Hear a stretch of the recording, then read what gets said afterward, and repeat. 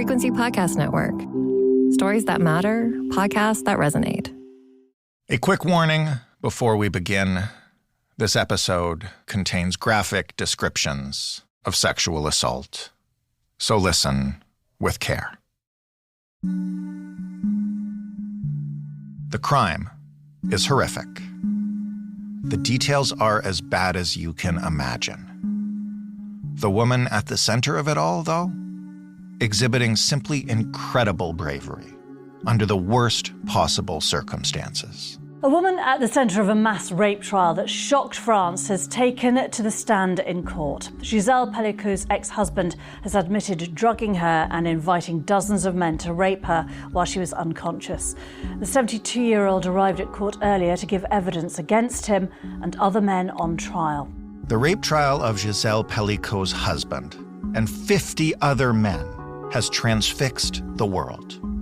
Not simply because of the crime itself, but because of the way Gisèle has wrestled the narrative away from the ones the world all too often hears in the coverage and discussion of sexual assault. She faces 50 more men on trial accused of rape, which many of them deny. Some choose to hide their faces as they walk in and out, unlike Gisèle Pelicot, who waived her right to anonymity so that this case could be heard by the world. She felt that she wasn't the one who should be ashamed and that her aggressors should be ashamed for what they did to her. She's somehow fighting for every woman and in order to ensure that this doesn't happen again. Today, we will take you inside that courtroom with a reporter who has been covering the trial to explain exactly what's happening within those walls and within the justice system of France, but also the impact of this case well beyond that, because Gisèle Pelicot's bravery may change more than just narratives.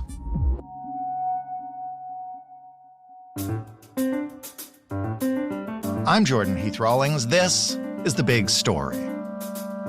Catherine Porter is a Canadian reporter working as an international correspondent for the New York Times, where she has been in France covering this trial.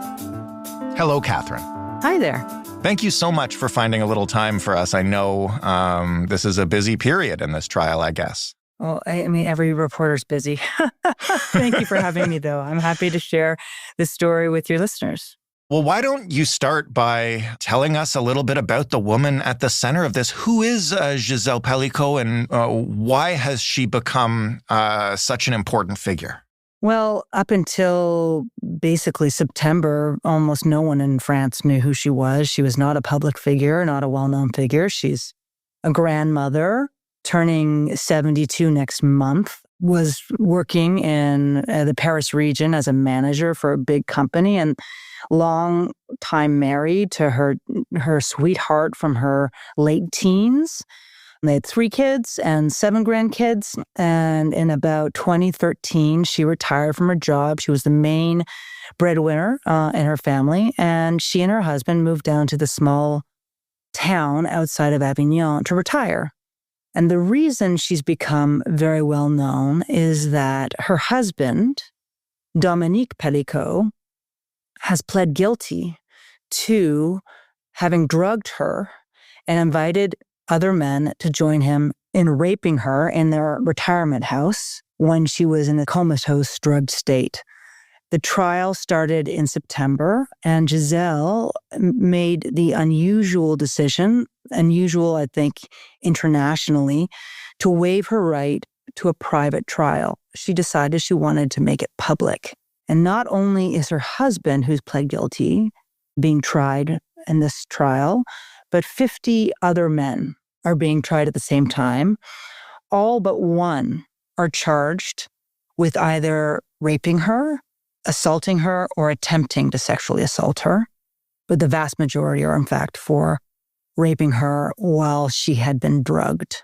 And so since then, she made this very brave decision to open the trial to the public by stating that she wanted shame to change sides, that she should not feel ashamed walking into the courtroom. But the men who come into the courtroom every day are the ones who should feel ashamed. And there needed to be a cultural shift in France. And she hoped it could be a public education for women who wake up in the morning without remembering what happened the night before, that they might think of her and think that perhaps they have been drugged, or other women who have been raped might also think about her and decide to report to police, or also, just take a step against rape culture, which is not a term she would use, but has become increasingly common in the French media. Right. So for that reason, she's become, over the weeks, it started slowly, but that courtroom and the overflow courtroom has been packed with journalists from around the world, but also with regular French citizens who line up every day to watch. And sometimes they bring her flowers. They often applaud her when she comes in, and they always applaud her at this point when she leaves the courtroom. She's become a kind of feminist hero in the country, and her name has traveled around the world. And we'll get back to what could be the lasting impact of this trial. But first, and we warned our listeners off the top, could you maybe explain a little bit more about how this happened? I mean, it seems unfathomable that it could be her husband behind it all. Like, can you just explain what we know and how he was caught? I mean, so much about this trial is unfathomable. It's as they say in French, hors norme. It's like extraordinary in a horrifying sense. Yeah. From the fact that it's her husband, to the numbers, to the breadth of these men and how they really represent a full spectrum of middle and working class, small town French society. These are men many of them are married, children, some are grandchildren. They range from their 20s up until the 70s. They have all sorts of different jobs. Very few of them are unemployed, from prison guard to nurse to construction workers. Many of them have had their wives or loved ones come and speak on their behalf to testify about their character. So that has been shocking. And how this case came before the courts or came before the police is also really surprising. So during 2020, Gisèle Pelicot, who had been struggling with some symptoms that she did not know and no one had diagnosed as drug poisoning, but she was having blackouts. She had stopped driving because she was worried about these blackouts. She'd wake up late in the day rather than the morning and have absolutely no memory of the day before. And her family, including her husband, at least publicly to his family, were worried that she was getting on the onset of Alzheimer's or some kind of brain tumor. She was going to visit doctors. She went to help with her grandkids outside of town. She took the train to go up to Paris. And while she was away for a couple weeks, her husband was arrested in September in a supermarket where he was caught filming up the skirts of three women who were shopping in this supermarket. And the security guard stopped him and stopped one of the women and said, "Look, we've been looking at this guy on our cameras. He's been filming up your skirt. I've called the cops. You need to file a police complaint."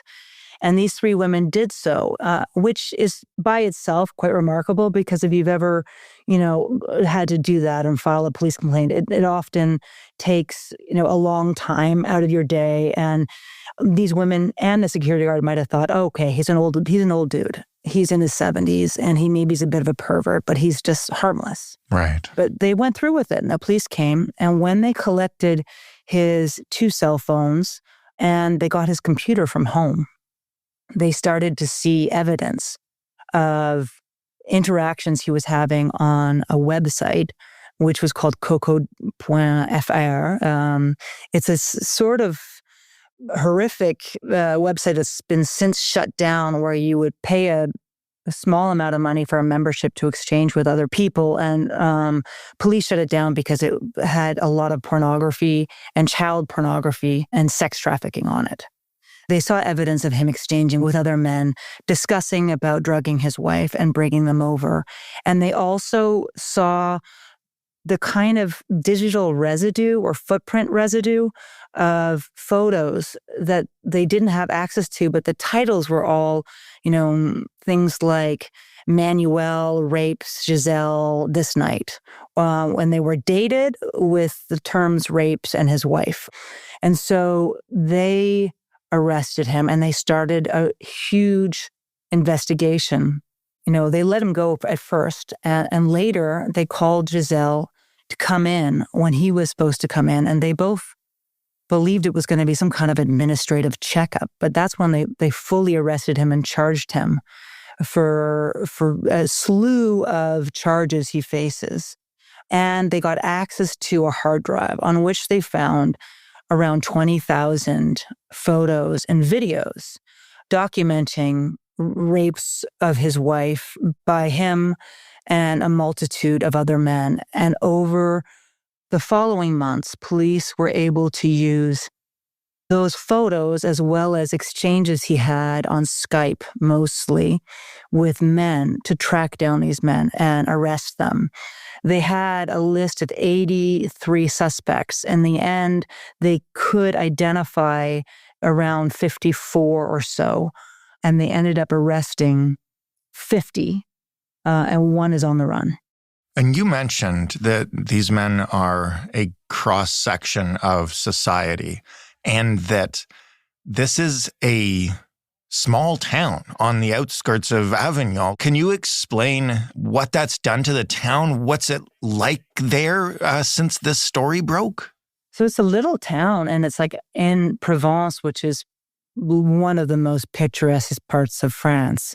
It's the one that, when you dream of going to France for a summer holiday, it's where you want to go, with the lavender fields and the olive groves and the scrubby mountains and the gorgeous wine. So, very few of the men came from Mazan. They came from a 60-kilometer radius around Mazan. So they came from many, many small towns, as well as, a few from Avignon and as far as Lyon. And they came as far away from Lyon, they would drive for 2.5 hours, although most of them came within a 60-kilometer radius of that town. The town is a picturesque town set on a little hilltop in view of a very windswept, beautiful mountain, surrounded by vineyards and olive orchards. And a third of the town is retirees because it's in the south, the weather's great, you have amazing walking in the area, and you're within a very short drive to Avignon, which has a fabulous summer theater festival. So you have all this culture nearby that particularly Parisians would like access to, as well as a fast train station to Paris. It only takes you 2.5 hours, more or less. The perfect place for a quiet retirement. Amazing place to retire. So the Pelicots had retired there. They weren't super active in terms of retirement life. They hadn't joined a whole bunch of clubs, so they didn't know, they weren't well known in town. And very few of the men came from the town. We know of a couple that were from Mazan. The rest were from nearby. But if you're from there, you know a lot of other people from other towns. And, when you have 51 people who have been accused of this, and 15 of them or so jailed already, the word gets out pretty quickly, and there were lists of names that were circulated of the accused. And many people in town, or some at least, told me that they know at least one of the people on that list. Mm-hmm. So it's creepy. They find it super creepy, as I think everybody would. The mayor has come out swinging because of the media onslaught on this town and the reputation of the town. He's been very defensive, and it caused a bit of a scandal. He had an interview with the BBC in which he seemed to really downplay what had happened to Gisele Pelicot and sort of say, well, she hadn't been killed and, it could have been worse. It was a pretty maladroit, clumsy attempt to protect the reputation of his town, but it caused an uproar. But many people in town feel like it's not fair that the town is now linked to this horrible episode. And there is some anger about that. But there's also, a huge amount of sympathy and horror. I went to the town for a march to support Gisele Pelicot, and, the people in that march spoke very eloquently about how horrified they are, like everyone in France. And it's a very rare case because usually, as we know, most rape cases are between people who know one another. And it's almost never you have proof. Whereas in this case, there's a library of videos and photos. So it's a very different case that changes the language a bit about rape and the conceptions. And it's rattling. One thing that I found interesting in town is that particularly women felt very touched by this because it happened in their neighborhood. And whether or not they knew her, they could feel it because it was close. So they could imagine where the men were parking when they walked to the house and go by the house. I talked to a woman her age who said, I used to walk my dog by the house. And, this didn't happen on the other side of the world. This happened here, 2 blocks from where I live. And she and other women said it's made me change the way I look at people when I go to the post office. When I go to the market, I'm looking at men wondering, is this the kind of stuff you do?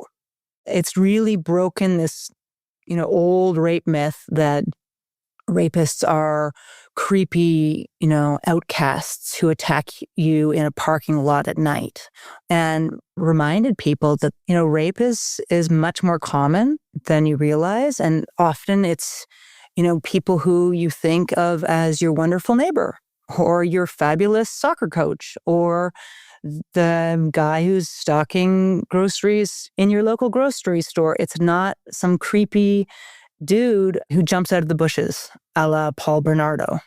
Yeah. So you mentioned, that she wanted to have a public trial.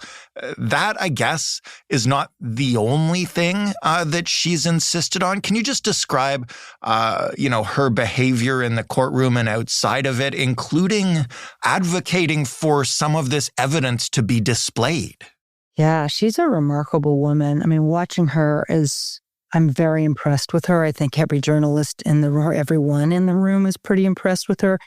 At the beginning of the trial, when she first spoke, I think it was the second or third day of the trial, she said, my life, I look on the outside well put together, but inside it's a field of ashes. My life is destroyed. And it's true. I mean, imagine she had been married to the same person for 50 years. In her words, the love of her life. So she's not just dealing with, all of these strange men in a room who are charged with raping her, but this incredible betrayal by her husband, who would drive her to the medical appointments that they made in order to meet with specialists for her memory gaps and other STDs that she got. So her whole life has shattered. Her whole conception of herself has shattered. Her conception of her family has shattered. And yet she arrives each day, mostly between her 2 lawyers, her head high, a small smile on her face, serene. She sits through the testimony of these men and her husband, mostly serene, mostly not losing her cool. She basically appears like dignity embodied to me. As a writer, I've covered rape often, and I would also often write about, the perfect rape victim and how there was no such thing. In some ways, she is the perfect rape victim. She's a grandmother. She'd only ever been with her husband and one other man in her whole life, and usually people get picked apart for their sexual history, even if there's a rape shield law. It comes up often. So she's, in many ways, she's very relatable. She's dignified. She's graceful. She doesn't wear much makeup, but she's quite, she's appealing to look at. So she has all these things that make her, and add to I think, her symbol in France. And as you asked, she not only demanded that testimony be open, which I will say, is her right as a victim in France, but that many of the defense lawyers of the accused fought against it. They did not want this to be open because it's hard on them and their families to have their names in the paper. Also, even if it's just, in some papers, it's just first name here in France. But she also fought to have these photos and videos broadcast into the courtroom in which you see the evidence of what happened to her. And she had to fight twice for it. First she won, and then the head judge decided it was too difficult and it was impinging on the dignity of the courtroom and was unnecessary. And she appealed through her lawyers and said, one of her lawyers said, I think very memorably, that we need to look rape in the eyes, straight in the eyes, and she wanted this evidence to be shown. She didn't want to be made to feel embarrassed by it, and she wanted people to really look at what it looks like. Tell me more about what it's like when that evidence goes up. It's surreal.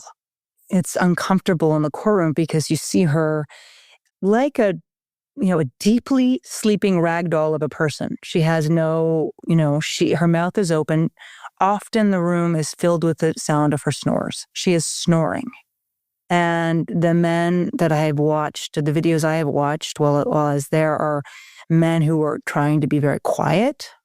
And, it's interesting because it gets uncomfortable in the courtroom. Some of the videos that are longer, they're only a minute long. They're not super long. But after a certain amount of time, you just don't want to watch anymore because it is like, it's really uncomfortable. It's kind of obscene because she's so obviously powerless and vulnerable and asleep, like dead asleep. And yet she sits there and she usually puts her head down and doesn't watch the videos, but she stays in the room. Even though I think to anybody following this trial or just listening to you speak about it, it seems like the most open and shut cases. But this trial is still going on. What is happening now? What kind of defense is being used and what happens next? So, even if you plead guilty in France, there's a trial, as her husband has, because the court system is sort of one that's set up for the country or the judicial system of the country to understand what happened and find the truth. It's not a contract type of law between two people. So we believe around 15 of the 51 men who have been charged have pled guilty, and the rest have said that they're not guilty. But none of them contest that they went to the Pelicot's home and that they had sexual relations with Gisèle. And none, or almost none at least, contest that she was, drugged, since they say, for the most part, that they were lured there by Mr. Pelicot under false pretenses, that he had asked them to come and have a ménage à trois with him and his wife in their place, and that she was pretending to sleep. For the most part, there's variations of this, right? But many of them say they believed she was pretending to sleep, or, she was nervous and had taken a few drugs herself beforehand to calm herself down, and they were doing some kind of role play, that she would wake up. And they had no idea that her husband had drugged them.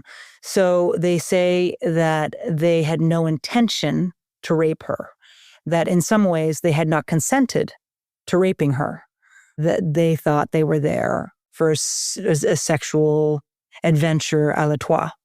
The thing that Dominique Pelicot says is he has repeated time and time again in the courtroom that all of the men knew, that he had made it very clear to them. And he had also given them rules. Not all of them had these rules, but many did, that they were to park a certain distance away so the neighbors wouldn't notice their cars, that they were to get naked in the kitchen so that their clothing would be accessible if she was to stir and they had to bolt and leave the room quickly, that they would warm their hands up either on a radiator or under hot water if it was cold out, that they would not have smoked or put on any kind of perfume before coming. And he says that this is sort of proof that they all knew that very well what the deal was. And that is sort of the axis around which this trial is turning in most cases. Now, most legal experts who I've spoken to say, according to French law, it will be very hard for these men not to be found guilty, particularly given the video evidence. But, They face up to 20 years in jail, and perhaps some of their arguments will greatly reduce their sentence. We will see. It is a very fine line to tread, because when you see these videos, you see how asleep she is. And even, one of the lawyers said to me, the real question is not how they got into the room, but what they did once they were in the room. And many of the questions are around, interestingly, consent in the courtroom. The main judge asks each man, well, did you ask her if she was consenting? Did you talk to her? Did you have any communication with Gisele Pelicot to ensure that she was game for all of this? And in all cases, the answer is no. And it turns out that there's no consent in the law in France like there is in Canada. But still, that idea of being tricked, many of them are asked, okay, well, if you were tricked, did you call the cops later? When you left the house and had this feeling that something was wrong, what did you do? Did you tell anyone? Did you try and help her? And none of the men, no one called the police. Now, many of them have said they were scared, they were having these sexual liaisons outside of marriage and they didn't want their wives to know, or they didn't believe that the police would believe them, or other reasons. What does happen now? What's the lasting impact here? And when will we know for sure that they're guilty? Well, the trial goes till mid-December. We don't know when a verdict will come out and when the sentencing will happen, but the trial is expected to go until mid-December. It will be a marathon of closing statements because there are something like 40 lawyers. I mean, It's just a massive legal presence. The lasting impact, cultural shifts are hard to see in real time, but I will tell you that this has been, the biggest story in France since the Olympics. It is something that people are talking about constantly. It's in the newspapers. There are op-eds about it constantly. There has been a move by some to change the definition of rape in the penal code to include consent. And this has sped up that debate. Whether that happens or not is a question, because there's real opposition to it too here in France. I think, though, this will be a case that will, mark the country. There has been a mobilization of a myriad of feminist groups demanding more money to support victims, to put sex education in schools, which has been mandated in France since 2001, but has never really been implemented in a serious way, to increase funding for women's groups and the like.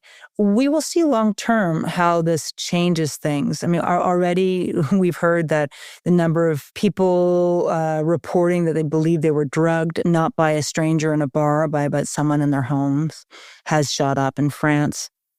I think there'll be lots of longer-term repercussions from this trial and the sort of daily consciousness raising this trial has been for the country, because people have been following it day by day. You've gotten to see 50 different cases in one, and it has really sparked a debate. Catherine, thank you so much for this and for the work you've done covering this trial. It's, like I said, it's unfathomable. Thanks very much for having me. Catherine Porter reporting from France for The New York Times. That was The Big Story. For more from us, you can head to thebigstorypodcast.ca. To send us feedback, you can email hello@thebigstorypodcast.ca, or you can call us and leave a voicemail at 416-935-5935. You can find us wherever you get podcasts. You can find us on your smart speaker by asking it to play The Big Story Podcast. And if you're interested in checking out something different, you can find us on Seeker. That's SEEKR. Thanks for listening. I'm Jordan Heath Rawlings. We'll talk tomorrow.